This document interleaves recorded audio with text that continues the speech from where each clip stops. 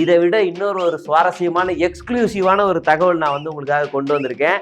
அது என்ன அப்படின்னா, நம்ம சிங்கத்து மேலே சிபிஐ வழக்கு பதிவு செய்ய போகிறது அப்படின்ற ஒரு செய்தி நமக்கு ஒரு அரசல் புரசலாக வந்து கொண்டிருக்கிறது. காரணம் என்ன அப்படின்னா, சம்பவம் நடந்துருச்சு, வழக்கு சிபிஐ விசாரிச்சுக்கிட்டு இருக்கு. அப்படிங்கும்போது தேவையில்லாத வேலையெல்லாம் என் தலைவர் கட்சி சிங்கம் பண்ணிக்கிட்டு இருக்கு. சம்பந்தப்பட்டவர்கள், இந்த வழக்குல சம்பந்தப்பட்டவர்கள் யாரு? இங்க இருக்க காவல்துறை, ஆளும் கட்சியாகட்டும், இவங்களும் சம்பந்தப்பட்டவர்கள் தான். விக்டிம்ஸ் யாரு? கரூர்ல இருக்கிற 41 குடும்பத்தை சேர்ந்தவர்கள்.